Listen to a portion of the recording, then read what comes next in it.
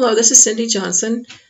I want to review our syllabus for this semester for 220-221. I am an adjunct professor, so I do not have an office on campus, but I am happy to meet with you if we can do so.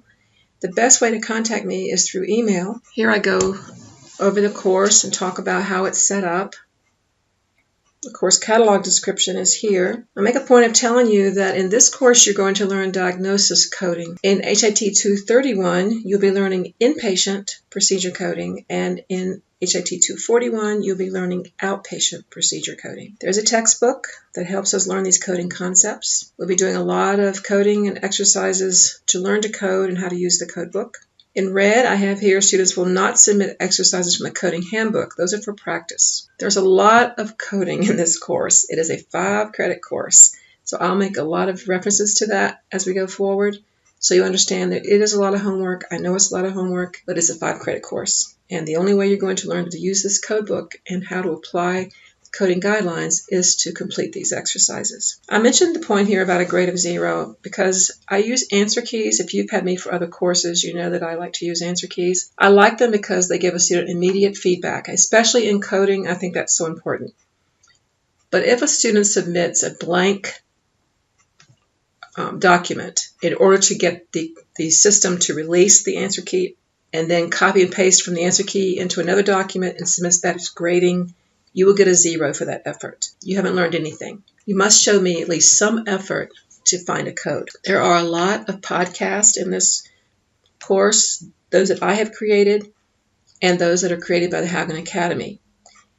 My podcasts specifically come from the coding handbook, textbook that you have, answering different problems from that coding handbook, as well as additional exercises not found in the coding handbook that I think better illustrate how the coding guidelines might be used. Each week on the content page in D2L, you will see the various podcasts listed there. There's a PDF of the PowerPoint if a PowerPoint is used. For the ones that I have created, course competencies are listed here, as well as the goals of the course. AHIMA is our professional organization, and KHIM is our accrediting body. KHIM requires that we list the competencies that are required to be taught in the program here, along with how the exercises address those competencies. That's all that is. The outline here is for the body system, what we're going to go through as we move through the chapters of the code book. The required textbook is the Nellie Leon Cheeson Coding Handbook. Even though it covers ICD-10 CM and PCS, we will only use it for ICD-10 CM in this course. I like to use the textbook with answers so that you can see what the correct answer should be and work backwards, maybe to find where you've gone down the wrong path. The code book I like to use is Optum. I like the Expert Edition because it has wonderful illustrations and a lot of tutorials and things like that that are very educational for both the student and the coder. I talk here about a medical dictionary or an A&P book. If you still have those from previous courses, I think they'll come in handy.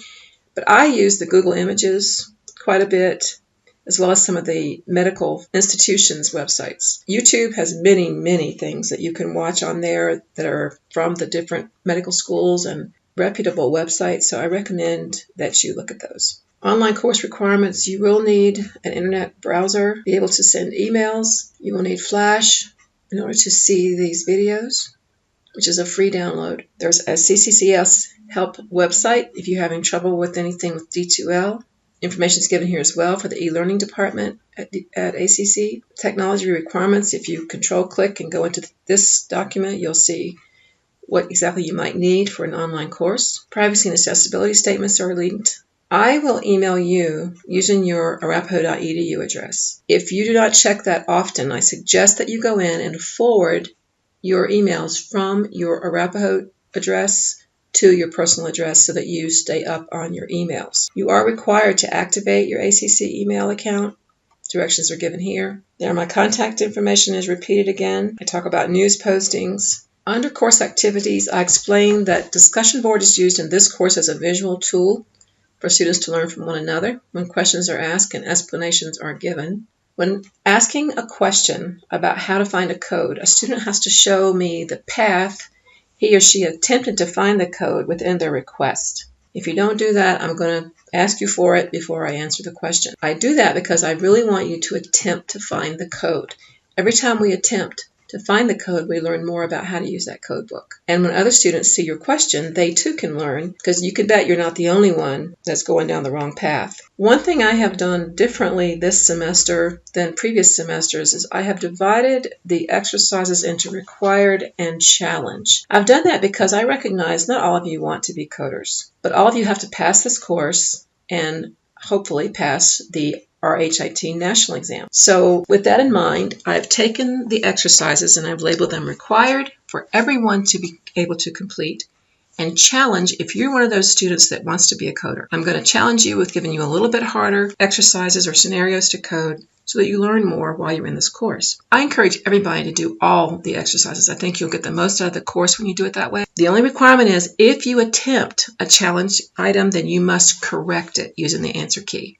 Otherwise, you haven't learned anything. There is a 10% point penalty for each day an assignment is late. That means an exercise worth 25 points, you're going to have a 2.5 point deduction for each day it's late.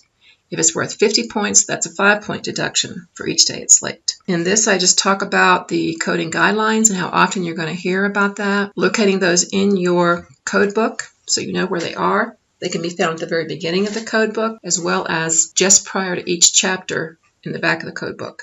I require you to cite your coding guidelines or instructional notes you reference when you're selecting a code. I do that to emphasize for you the importance of following those coding guidelines. Many times, coding guidelines tell us how to sequence codes, and that's one of the things that trips students up the most is how to sequence the codes. So by following your guidelines, you really get you get direction for how you should code. You don't have an option of how you want to code them. They have to be coded according to the guidelines. Here I show you how the answer key is set up.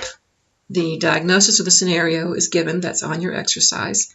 The correct code is then given, and the pathway, the rationale. So for example, for malformation of aorta, you see if you had looked up malformation as your main term, and you would look under your subterms, aorta, and the next subterm, patent ductus arteriosus, to get you to the Q25.0 code.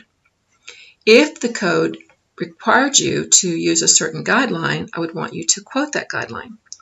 I ask you to quote it with what its number is here, but it's much more important to me that you know that there is a guideline and this is what it tells us to do than the number of it. I'm never going to ask you for the number of a guideline, but I am going to ask you if there's a coding guideline and what it says about whatever we're talking about, HIV, Zika, whatever. I mentioned earlier we're using an answer key. There are certain ways that you complete the exercise, you submit your ungraded document, then the answer key is released. Now you grade your document and submit your graded document. It's important that you correct your document not just by saying it's wrong, but actually physically typing out the correct path or guidelines. I do that because in coding, it's not good enough to be close. You have to be exact in your codes. Like if you're off 1 or 2 characters, it's wrong. There's only one code for a given diagnosis. Here again, I encourage you, there's no deductions for getting it wrong. Just show me an honest effort for how you tried to find a code. Exams can be multiple choice, fill in the blank, and true false. Multiple choice is used throughout the program because that's what's on your national exam. There's 5 quizzes during this semester, each worth 50 points. You can take a quiz early if you contact me ahead of time. Sometimes many of you are parents or taking care of your children or your parents and need to do something ahead of time. I'm happy to do that, but you have to ask me and give me a chance to get it set up in order to do that. To back up a little bit, your exams are multiple choice, fill in the blank, and true false. When I say fill in the blank, those are going to be times when you're actually finding a code. Once you have listened to this recording, you can read through the syllabus again and complete the syllabus quiz. For your grading, you see that I have the quizzes account for 47% of total points and the exercises for 53% of total points. They're very equally weighted, and that's because homework is very important in coding. It's the practice that helps you learn to do it correctly. I rarely give extra credit. I have it here just in case I ever have to or feel like I need to, but it's very rare that I offer extra credit.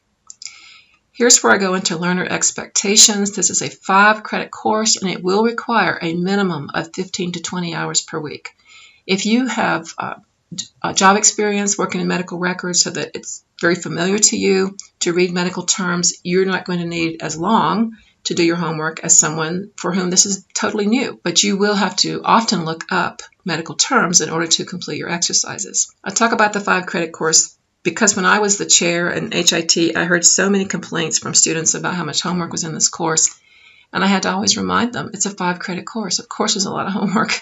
So I understand that is difficult, but you have to simply take the time, set aside 15 to 20 hours a week to complete the reading, watching the podcast, and finding the codes. Professionalism, I only mention here, I've never had a problem with this with my students, but if you get frustrated, I can understand your frustration, but you must always express yourself in such a way that you remain professional and that I remain professional. Learning to code is like learning a foreign language. It can be so frustrating. So I just tell you to be calm, take a deep breath, ask questions, and accept that it's going to take time to learn to code. These are all things that I know that you know just from being an online student up to this point. But I encourage you to read through all of the syllabus. Take the syllabus quiz, post any questions that you have in discussion board, and I'll be happy to answer them. This at the end is just a very brief outline of your exercises and exams. All the reading and additional requirements for the podcast are not in this schedule, so don't let that throw you. I will do a separate recording for the assignment schedule just so that it's clear. Thank you very much and have a good day.